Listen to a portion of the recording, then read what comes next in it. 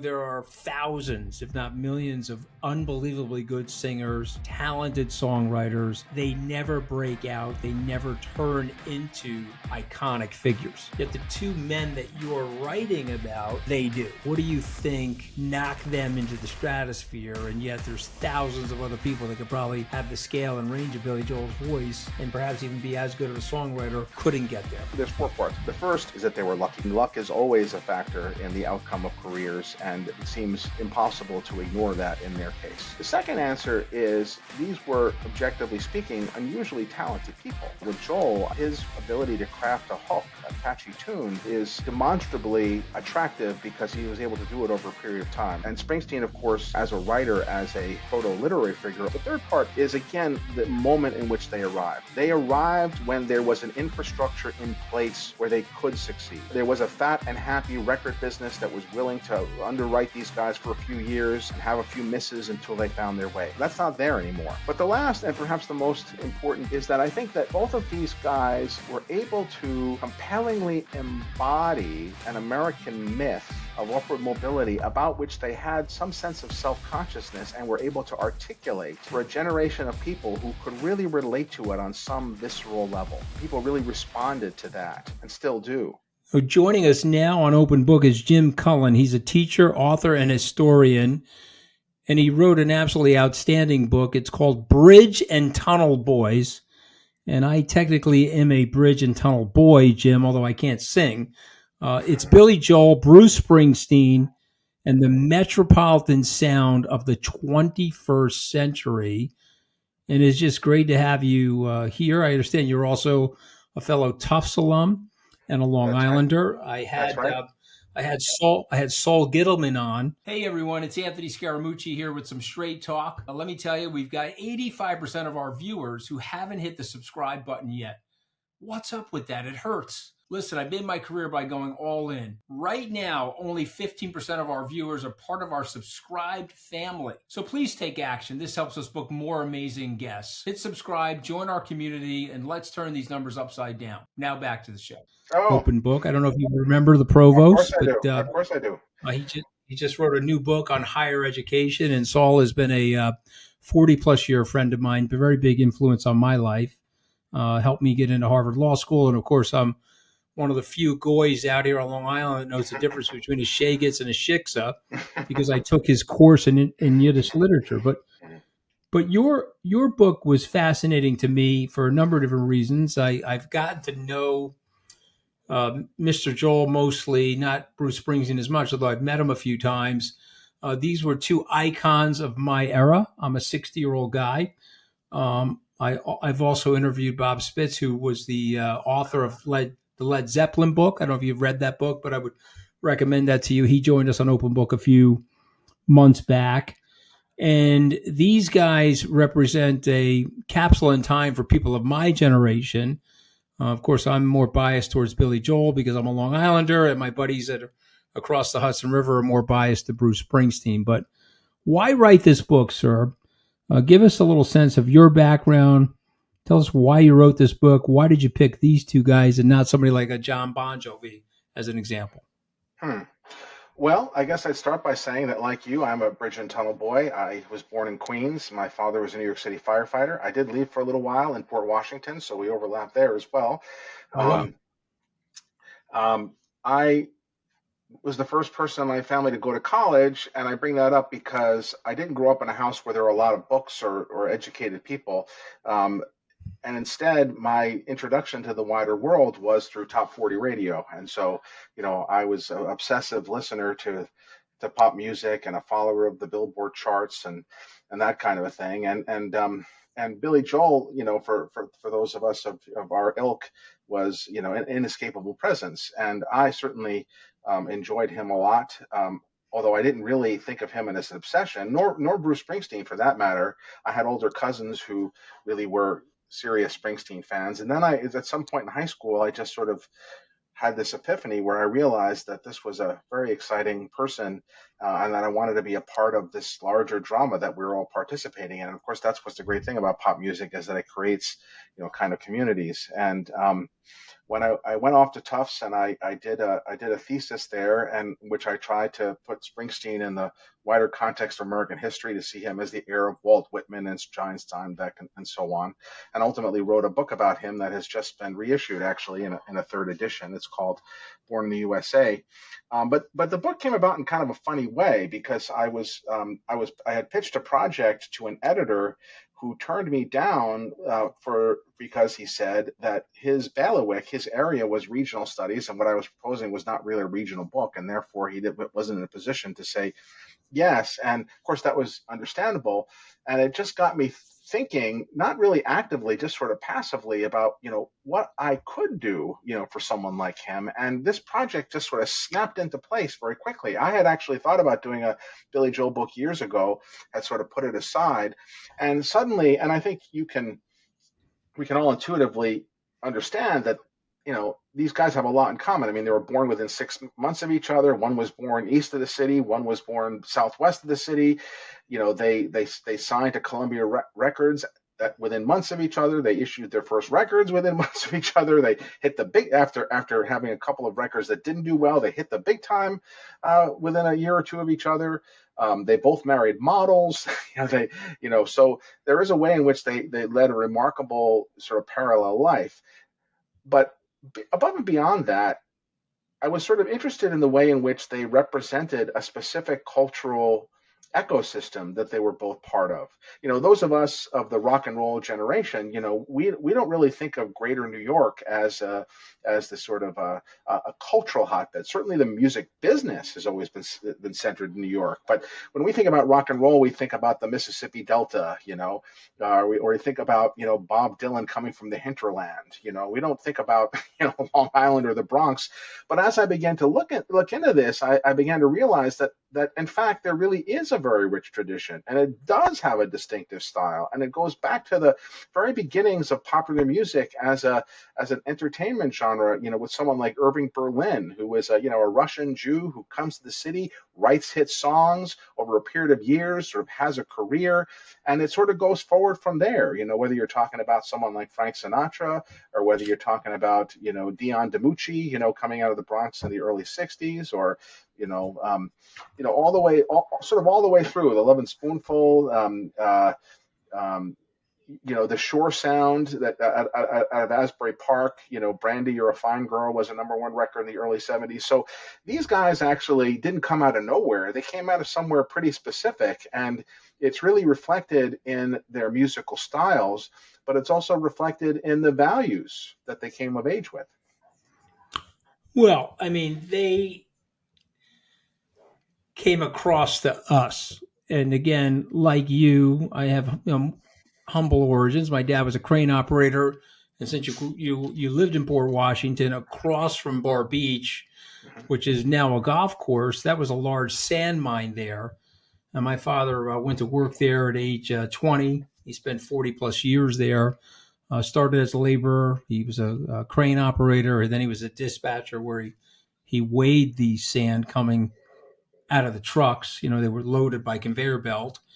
And I grew up in that town. And you may remember Ghost Motorcycle. Do you remember Ghost Motorcycle, sir? I don't know when you joined. Okay, so that went out of business in 1995. But from 1953 to 1995, my uncle Sal DeFeo, a decorated World War II veteran, had a motorcycle shop in Port Washington, and a frequent visitor to that shop was Billy Joel.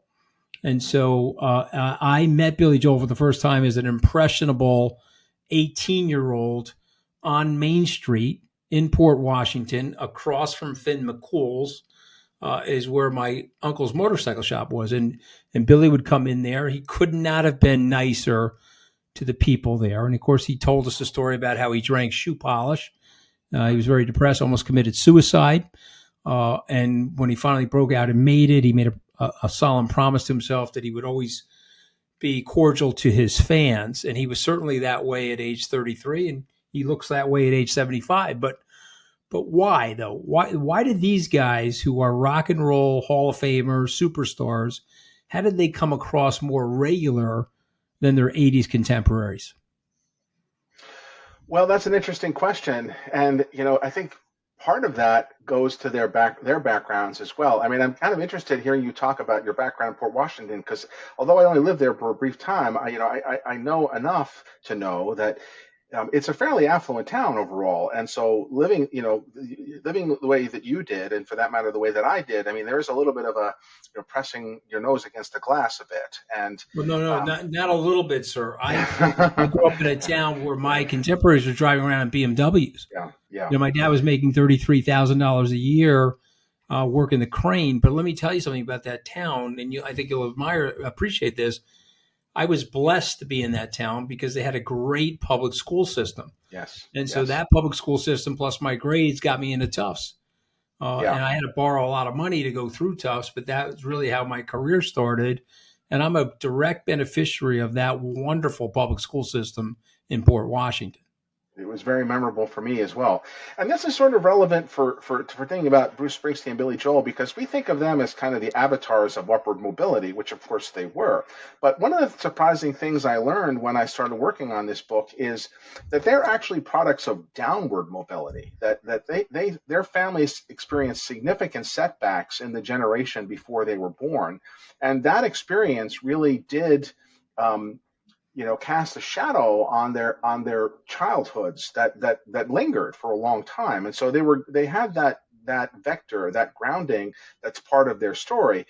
But at the same time, they were born at a remarkably fortuitous moment. I mean, they were born at like the exact point of the baby boom when things are really starting to, take off. And you and I, of course, went to Tufts and we value our educations, but they came of age at a time when you could actually contemplate not getting a college education. Not that it was necessarily good advice or that their families were happy about the choices they made, but there was enough room in the society, there was enough room in the record business, there was enough room for these incredibly passionate, devoted people, to do what they most wanted to do. And that to a certain extent, I mean, there are always people like that. There will always be people like that.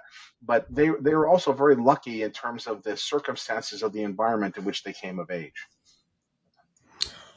Well said. Let's go to Billy Joel for a second.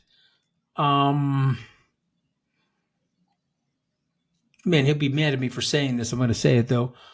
I feel like he was the less popular of the two for some reason, even though his songs are prolific and he has great popularity today. But growing up in the 80s, and you even described this in the book, the favored son was Bruce Springsteen. If I'm wrong about that, please tell me I'm wrong. But if I am right about that, can you give me some insight, sir, as to why I'm right about that? What did you think was going on there? Well, in a narrow sense, you're wrong in that I think Billy Joel has had more hits and sold more records if you totaled it up, overall. And even in their moments in the 70s, I mean, Springsteen was not really a pop star. Billy Joel really was a pop star. But in a more important sense, I think that you're right. And there are a couple of reasons for that. I mean, some of them, reflect, I think. I think one of the reasons for this is the nature of rock critics and the media that grew up around them, which came of age at around the same time. And Bruce Springsteen, is somebody who had pretty impressive social skills from the very beginning. Billy Joel, I think, had a little bit of a chip on his shoulder from the very beginning, notwithstanding, encounters like the one you described. Springsteen also had the great fortune of encountering John Landau early in his career, who, basically steered his education and, helped him, I think, manage. And of course, he was a part of the rock critic establishment. So Springsteen was a critical darling, from the outset in a way that Billy Joel wasn't. And Joel, I think, that chip on his shoulder, hurt him in terms of his image management. I think that's true to this day. I mean, I get a little bit impatient sometimes when I listen to Bruce Springsteen because I feel like every sentence that comes out of his mouth has been burnished within an inch of its life. Like he's very sort of self-conscious and careful and, and so on. And, Billy Joel, I think, has, spoken from the cuff a little bit more to the point of making, mistakes like reading bad reviews from the stage, when he's sort of upset about it. I do think that overall, Joel is the better musician. He has a classical training. His songs are deceptively complex. Springsteen, I think, is the better writer in terms of lyrics and storytelling, which of course is more accessible to sort of print media folks. I always say that if they had been born in an earlier generation, Billy Joel would have been writing songs for Broadway, and Bruce Springsteen would have been a short story writer in magazines. So to a certain extent, it reflects their sensibilities. It reflects the establishment of which they came of age, and it reflects the kind of work they've done. Favorite Billy Joel song? That's a tough one. I really like piano. I'm not Piano Man. I mean, Captain Jack. If you're going back early, I think that a song like River of Dreams is at the other 20 years later. I mean, he produced consistently good work over a period of time, and maybe we'll talk about his decision to stop and what that reflects. But what's really marvelous about Billy Joel, I think, is the way in which he is a tremendous gifted mimic, and I mean that in terms of, he does a mean version of Born to Run, which I'm sure you've heard, but he is able to sort of capture the essence of earlier generations of pop performers and yet sort of put a top spin on it. A River of Dreams is a great example of that, because he does this doo-wop thing, the Tokens, the Lion Sleeps Tonight kind of a thing, but then he imbues it with this meditation about middle age, and so he just adds a whole other dimension to this catchy pop tune. That's really his extraordinary gift, I think. So I got to ask the same question. Favorite song for Bruce Springsteen. Then I want to get into why Billy stopped writing. I think it's a great topic, and you do address it. What's your favorite Bruce Springsteen song? Well, it's funny. My favorite Bruce Springsteen songs, and I feel almost guilty saying this because it sounds like I'm a little bit fussy or too much of an inside dopester. But I think my favorite Bruce Springsteen song is "This Hard Land," which he wrote around the time of Nebraska, but never actually ended up making an album until he put it on sort of greatest hits. It's like a beautiful distillation, I think, of his entire vision. In terms of hope and sorrow and all that kind of stuff. I also am deeply fond of the song that he wrote for his mother, "The Wish." Springsteen wrote so many songs from his father, and of course that's a great sort of saga. But the depth of the affection that he shows for his mother, who was his Italian mother, the light of his life, and that expressive Italian Catholicism, which I'm sure well, was such a big part of what made him the great artist that he is. And why did Billy stop writing?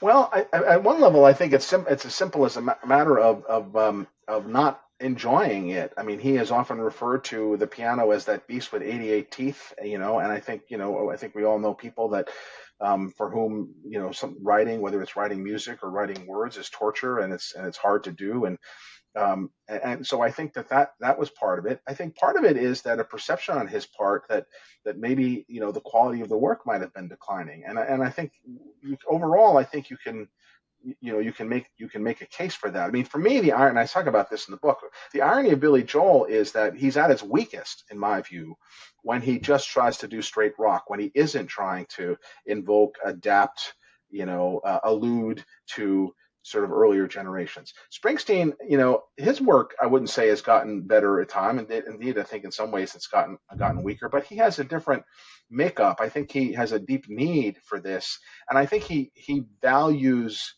work for the sake of working in an important sense, because clearly he's not doing it for the money at this point, and he doesn't have the platform that he once did. It's just that many of us have. I mean, we just don't know what to do but work. It's the source of value and meaning in our lives, even if it's not necessarily immediately remunerative or or something that has a clear payoff in another sense as well.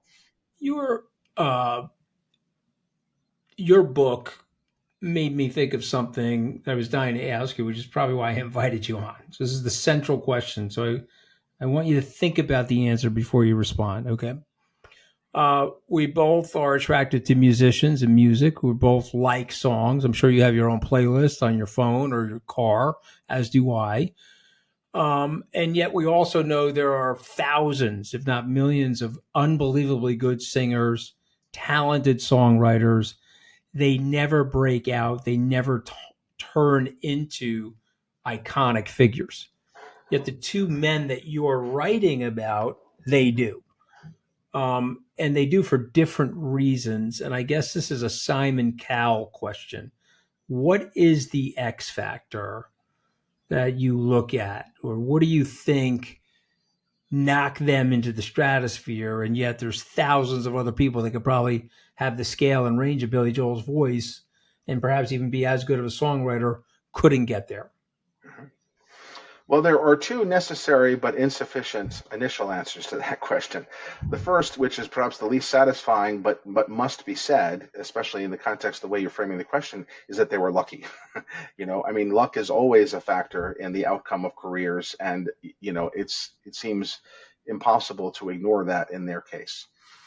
The second answer is that I think one can say that these were, objectively speaking, unusually talented people. I mean, they as we talked about a lot with Joel, his ability to craft a hook, a catchy tune, is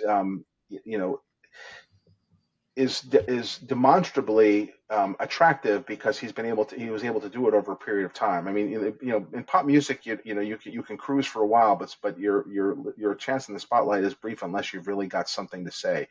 And Springsteen, of course, as a writer, as a kind of proto-literary figure, although again one with a great musical background and a sound that he forged. So anyway, on one hand you could say that they're lucky, on the other hand you could say that, hey, they're really great. But I think the real answer to your question, actually, and there's four parts. The third part is, again, the moment in which they arrived. They arrived when there was an infrastructure in place where they could succeed.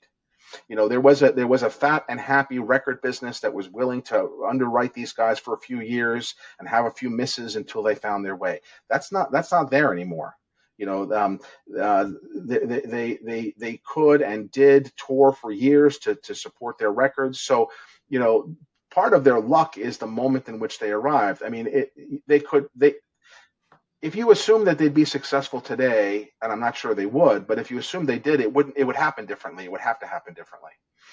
But the last and perhaps the most important, or at least for lack of a better term, original answer I can give you to the question is that I think that both of these guys, and this goes to the title of the book, were able to compellingly embody an American myth of upward mobility about which they had some sense of self-consciousness and were able to articulate for a generation of people who could really relate to it on some visceral level. And I think that people really responded to that and still do. No question. And this is a little bit of a follow-up question, but when I think of Billy Joel and I think of Bruce Springsteen, I think of a celebration of America. It's a gritty America. It's an aspirational, like you say, upward mobile America. There's a sweetness to glory days, and there's a sadness to Allentown. But they're both capturing something about the American spirit of perseverance and trying to reach your dreams. Am I getting that right, sir? I think you are getting it right. And there's a crucial ingredient here of love and loyalty. They love the country. They're loyal to the country, and it's precisely because that love and loyalty is so palpable that they have a certain kind of credibility or seriousness when they're critical of it. It's just that much more compelling and believable. When Billy Joel talks about Allentown in 1980, or when Springsteen, talks about the river, that's what makes the tragedy all the more painful. And on the other hand, that's what makes a song like Born in the U.S.A. so ultimately ennobling. I don't think 𝗖𝗵𝗲𝗁 was necessarily wrong to think that this could make a good Chrysler, because what he sensed correctly is that it's a song about resilience, and it's a song about coming hope. Back. Yeah. Look, the 80s were about the American renewal, right? And so that captured the essence of all that. Before I let you go, you published another brilliant book in 2023 called The American Dream. How do you view that book now? Tell us a little bit about that book. Yeah, actually, that book came out in 2003. That's goes back a way, I meant to say and yeah, 2003. I'm yeah, sorry, I said that's 23. fine. But I meant, Yeah, yeah. that's a book you won't be surprised to hear that came out of my own experience. It's not in any way autobiographical, but one of the points I was trying to make in that book, and I think it's important in terms of the contemporary conversation, is that people tend to think that the American dream consists entirely of this notion of economic upward mobility. Of course, that's a big part of the story, going back to Benjamin Franklin. But that's not the only American dream, right? The American dream was a dream of religious freedom for the Puritans. It was a dream of political independence for the founding fathers. It was a dream of equality in terms of Martin Luther King. It was a dream of home ownership, which was such a big part of the drama of growing up in Greater New York. And I think that we need to remember that. One of the and this is something I'm struggling with even in my own work now, is that you and I and people our age came of age when there was a mythology that still felt available to us, the mythology of the American dream, the mythology of the No, yeah. frontier. John Kennedy could talk about the space age in the context of covered wagons. Mhm. The myth of the good war, whether the good war was to end slavery or whether the good war was to defeat the Nazis.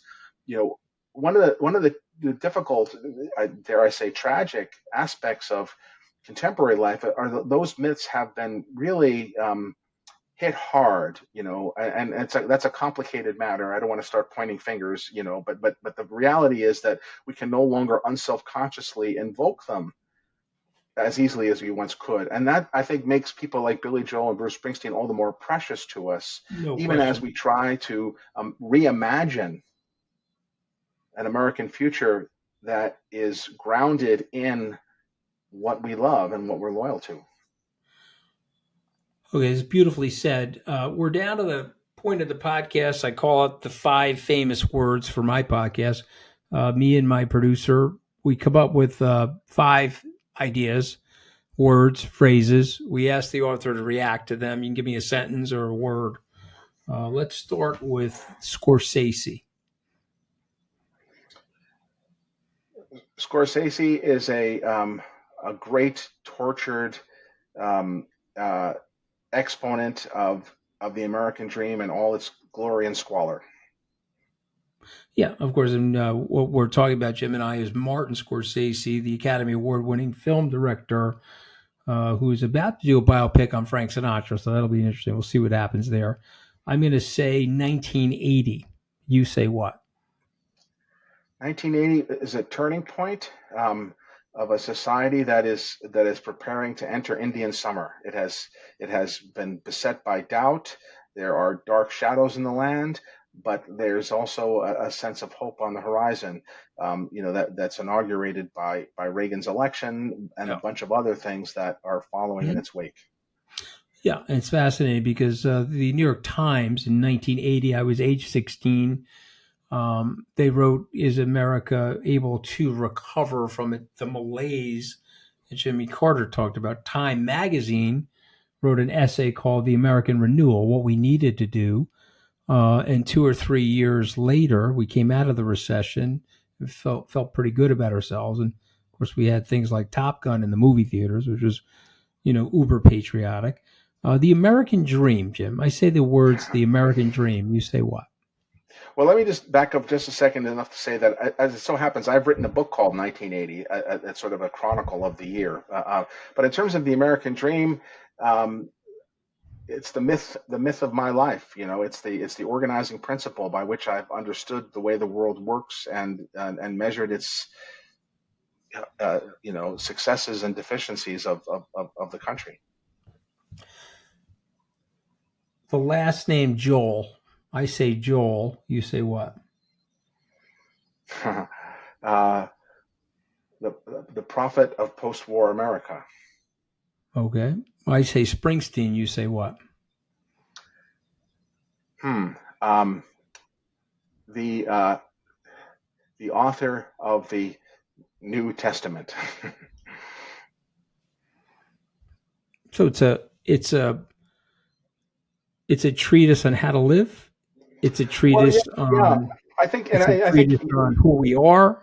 yeah, both of those things. And, Mhm. again, you and I are the same age. And I think one of the more powerful aspects of this, and I'd be interested to get your reaction to it. Springsteen is a dozen, 12, whatever, a dozen years older than I am. And I've always kind of viewed him as a kind of big brother that I never had, in terms of, this was a guy who, shows us, how how to mess up a relationship, how not to mess up a relationship, how to grow old gracefully, how to express patriotic dissent. I mean, there is a way in which he is just such a powerful model and exemplar, not necessarily in a like, do it this way, not that way, but dramatizing the consequences of the choices that people make. Absolutely. Well, listen, I mean, I'm fans of both, and I have a lot of respect for you, sir. The book is outstanding. The title of the book is Bridge and Tunnel Boys. I really love that title. The title is Bridge and Tunnel Boys, Billy Joel, Bruce Springsteen, and the metropolitan sound of the 21st century. Jim, thank you for joining us today on Open Book. It was a real pleasure. I appreciate the opportunity.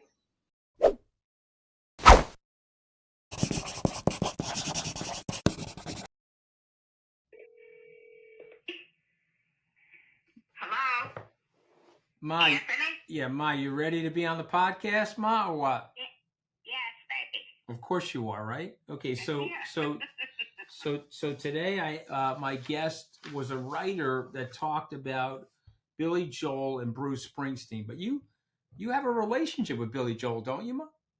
Yeah, of course. I have pictures of me and him and Uncle Sal. Okay, and what was he like as a guy, Billy Joel? Very nice, very humble, Very down to earth, right?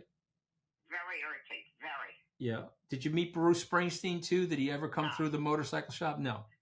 Right? Yeah, but if he did, I never met him. Okay, but do you like Billy Joel's music, or are you not into Billy Well, Joel's I music? liked him a lot, so I will listen to it. Is it my style? I'm going to be 88, so I like kind of, You like 𝗕'Ci𝗵𝗵𝗁𝘀𝗵, right, Ma? When I come I like in, all you have on is 𝗕'Ci𝗵𝗵𝗁𝘀. Alexa was on, but you've met 𝗕'Ci𝗵𝗵𝗁𝘀 too, right, Ma? yes, of course. Right. So you just And meet I all these like- people, right? Yeah.